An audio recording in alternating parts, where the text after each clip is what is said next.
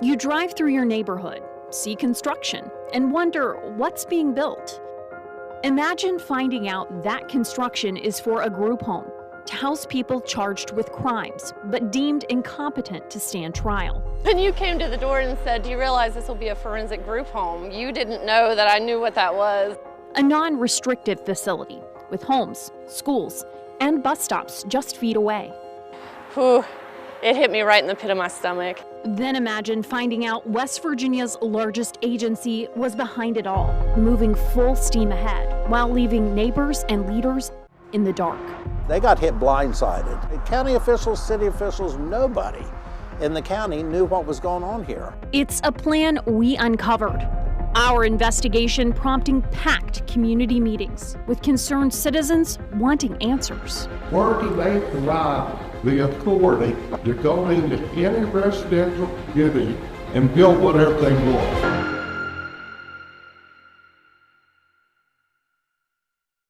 It's a story that started with a tip. The West Virginia Department of Health and Human Resources building a forensic group home, as they're called, right in the middle of a residential neighborhood in Cabell County, near homes, a bus stop, schools, and a daycare.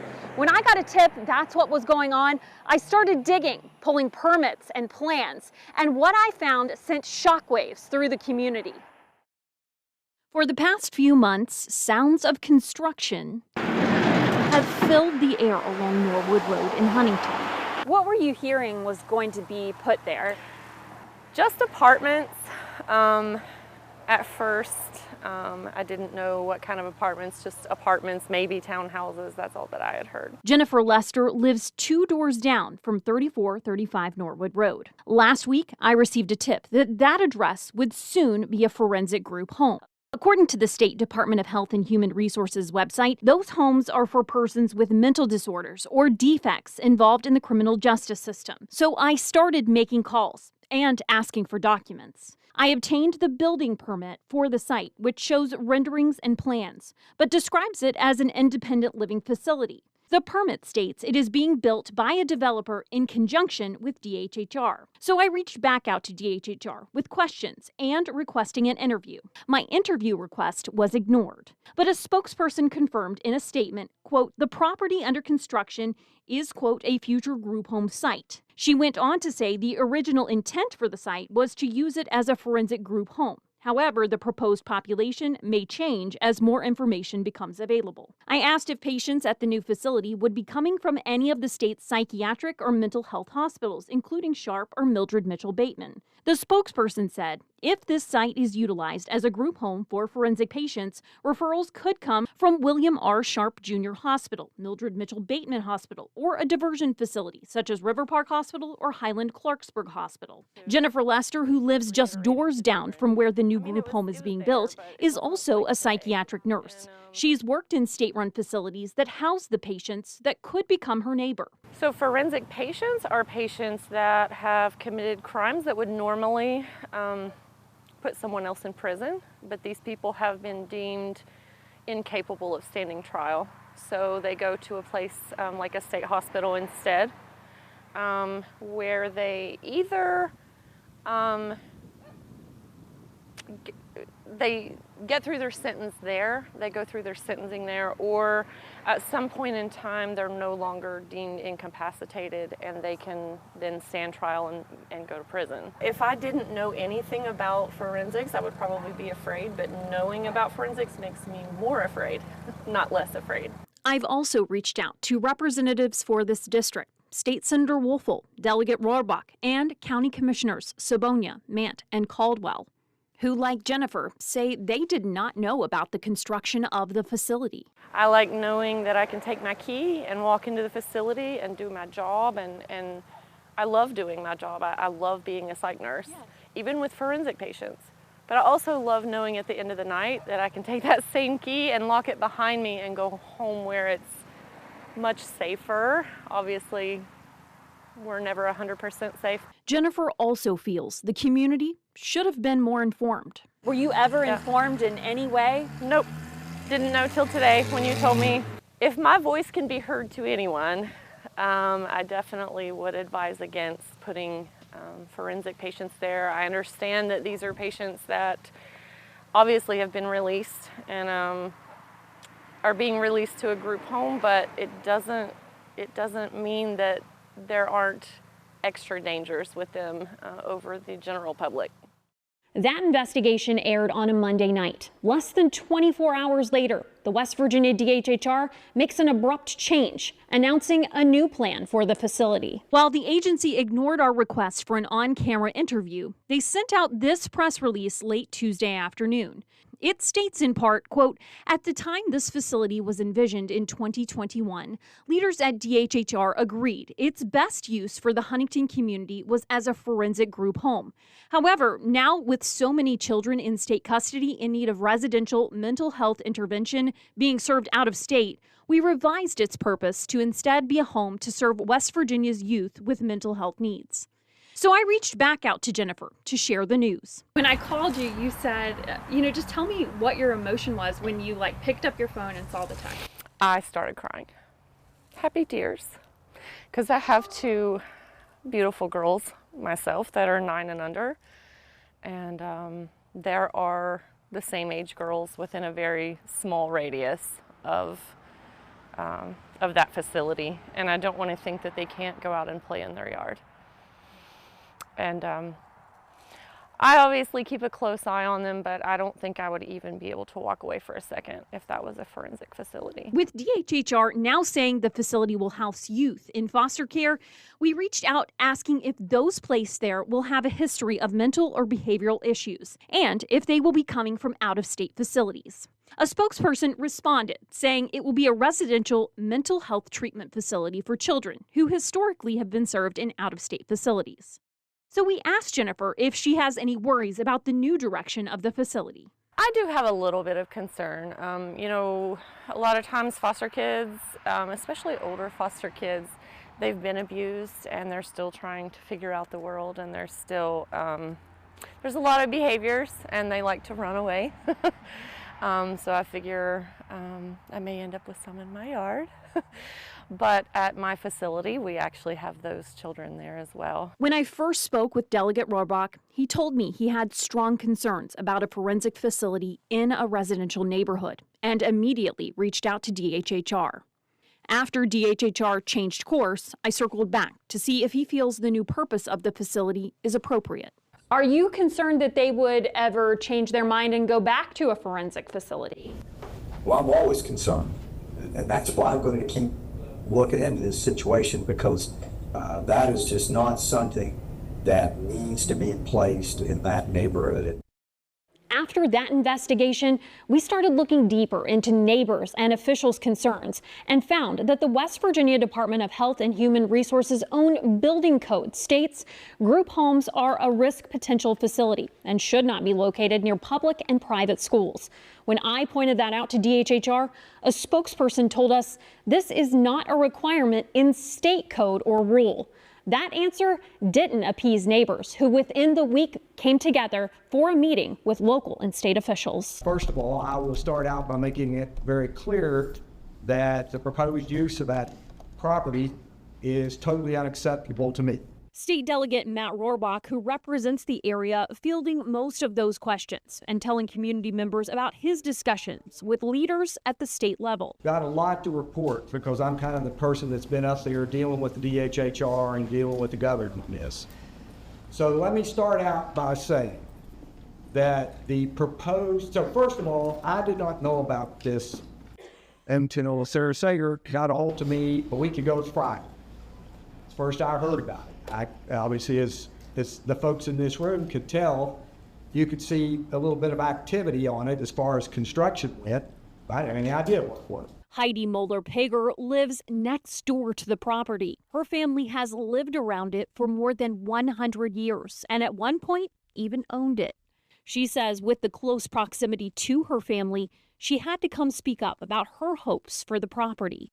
In my opinion, I would rather it just be an office building and stick with that, as long as there's nobody's interest there. So that is what I need to get is A, the one try to just kill it totally, or B, would we want perhaps a low impact office, would that be an acceptable outcome? And that wouldn't be a residential facility of any type.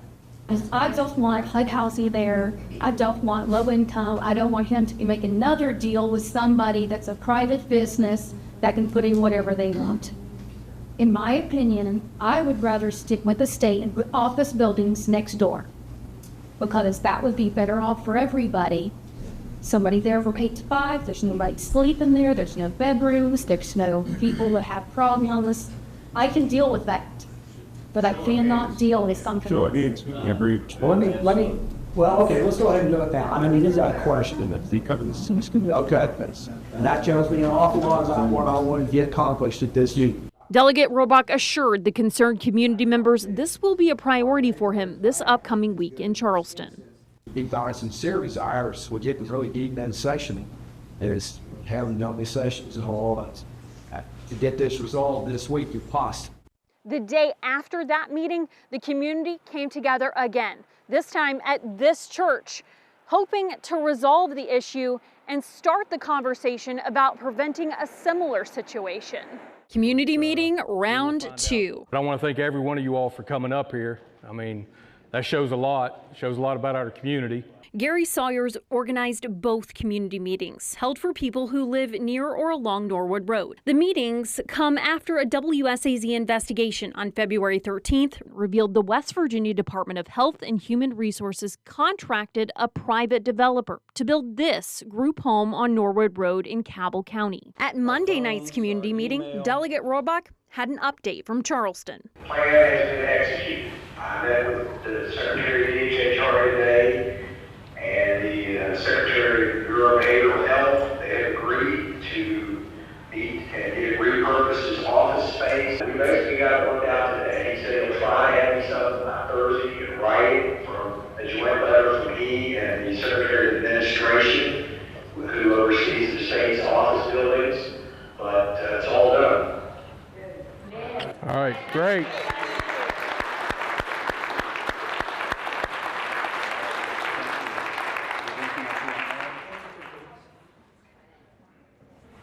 Sarah, thank you. Yes. Yes. Relieved, plans for this facility appeared to be scrapped, but neighbors' concerns now running deeper with fears of what could come in the future. Where do they provide the authority to the state to go into any residential community outside the city and build whatever they want? Hoping leaders will take action to prevent another facility from popping up in their community. I think the county needs to go a step farther.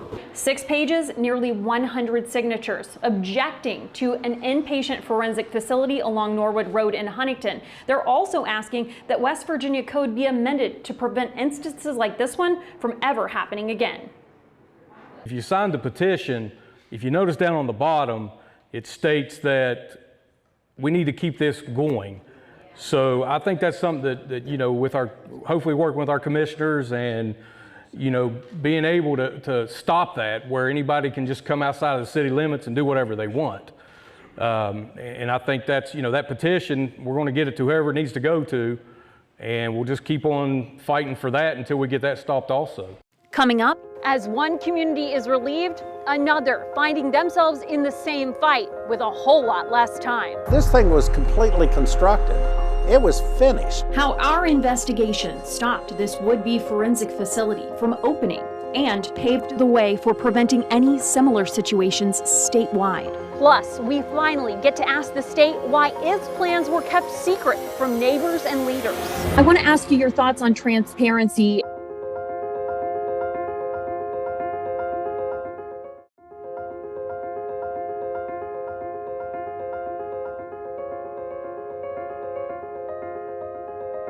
It's a secret we uncovered. The West Virginia Department of Health and Human Resources plan to build several group homes for people who are charged with crimes, but deemed incompetent to stand trial, right in the middle of a residential neighborhood. We're talking non-lockdown facilities where patients live with few restrictions, all just feet away from homes, school bus stops, and not far from daycares and schools.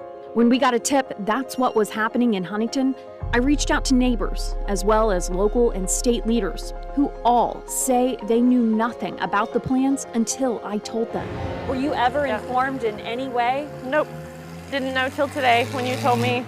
Our initial investigation prompted 2 community meetings and a change of course by DHHR on the facility, not once, but twice, going from a forensic group home to a home for youth with mental health needs, then to office space. Our next investigation picks up there. It's where I finally got to ask the state why this was kept a secret. We've now made the decision to move forward with continuing the construction, building it out as flexible administrative office space. I've asked Interim Secretary Coben for an interview with no response, so I followed with a few questions during that virtual briefing. My first question is to the governor as well as Secretary Coben. I want to ask you your thoughts on transparency regarding this planned forensic group home in Cabell County. The community felt ambushed by this facility. They had no knowledge. The delegate, the senator, the county commission, no one knew that this facility was happening. Also, Dr. Coben, is the state keeping the contract with the developer? It's around $3 million now that this facility is going to be used for an office space instead of residential. It was always the intent of the department to meet with the community prior to opening any facility. But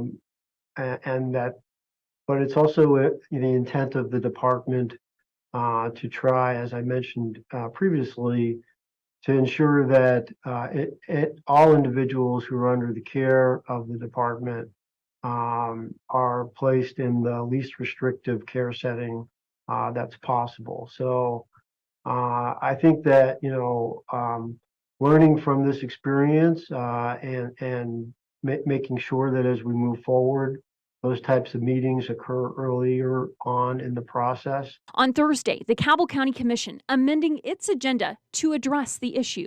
I think unless you've been on Clean Up Mars, you probably have been reading the news about the situation with DHHR wanting to move a forensic residential facility in a residential neighborhood. Commissioners hearing from concerned constituents and reading a letter they are sending to DHHR about the project they knew nothing about. While we are pleased that the utilization of this property has changed recently, we would strongly appreciate that we would be informed of West Virginia DHHR's plans that affect our county in the future. Thursday afternoon, I headed up to the Capitol to the Senate Committee on Health and Human Services, where a bill was discussed regarding these homes.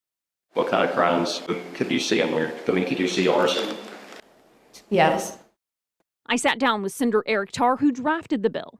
I wanted to ask you about the forensic group home, the bill that passed out of committee today. How did that get started? Yeah, actually I saw your story, Sarah, on WSAZ, that when it came on, they were talking about a forensic group home. It really threw some alarm bells for me because we had testimony from former Secretary Crouch in our committee over the interims about these, actually in last year too, and during session. The bill states the forensic group home shall not be located within 1 mile of a residential area, a public or private licensed daycare center, or a public or private K-12 school. I asked Senator Tarr why he felt action needed to be taken. That's very near residential area, so I'm thinking, okay, so they're going to put a non-secure facility with people they know have committed some very, very serious crimes, and it could go to schools, it could be next to a school, it could be next to your house, it could be next to your church, and so there's a lot of risk there for those families. And where do you see it going forward? I'm very confident it'll pass the Senate. In fact, I'm confident it'll pass the legislature. Since that time, I've been tracking the bill as it worked its way through the Senate. 32 yeas, 0 nays, 2 absent, not voting. More than a majority of those elected having voted in affirmative, I declare the bill passing. And House. 9 ayes, 1 nay, and 10 members absent. Majority of members voting in the affirmative. The chair declares the bill passed. The final version of the bill passed the legislature on March 6th, 3 weeks after my initial story. I just wanted to know what was going through your head when Senate Bill 679 went through on Monday night. Relief. I was really glad for the residents in Cabell County, especially down there, that these forensic homes that are already starting to be put in their neighborhood are not going to be there. So, and then also just looking ahead for the rest of the state as well. This something should have been fixed well ahead of this, and I'm glad we caught it when we did. It then made its way to the governor on March 8th and was signed the 9th. While that bill was making its way through the legislature, I started getting calls and emails from people in a city about 100 miles away. Neighbors in Parkersburg, West Virginia, had just gotten wind of a newly constructed facility in a residential area there, also pegged to house forensic patients. And this one was now move-in ready. I traveled there and spoke with a retired city councilman about how it all unfolded. I got a call from a concerned citizen that wanted to know what a forensic home was. And I said, I don't have any idea. So I checked into it and found out what it was involved.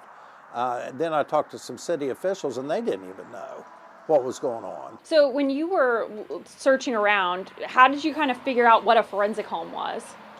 I didn't have any idea. I had to Google it to find out, and a lot of people did.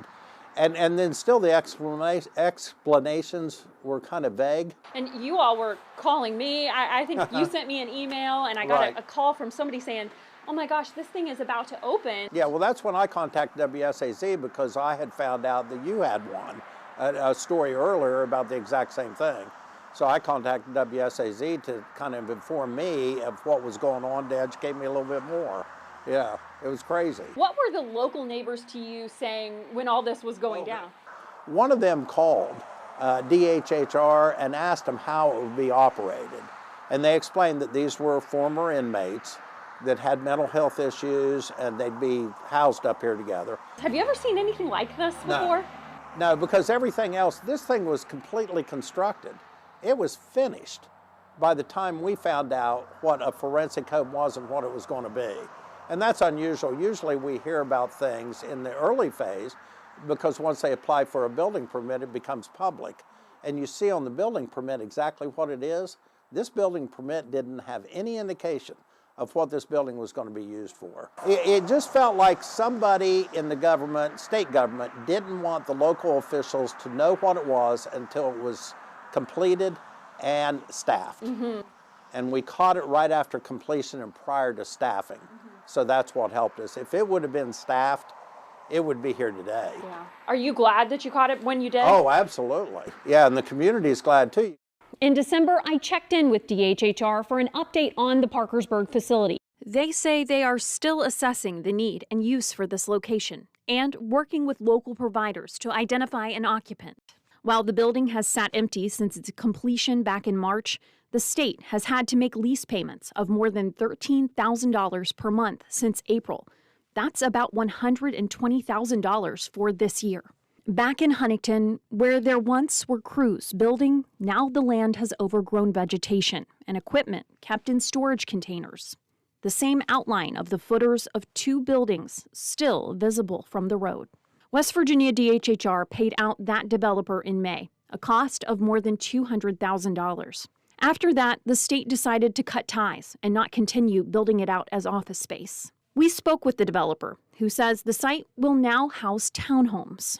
Neighbors like Jennifer say they are so thankful we were able to get this situation resolved and a new law on the books to prevent a similar situation from ever happening again. I'm so glad you exposed it. We all appreciate you. And you know, our representatives for this area as well that have all listened to us and came for the meetings, and we appreciate them as well. Thank you so much for joining us for The Secret Next Door. Have a great day.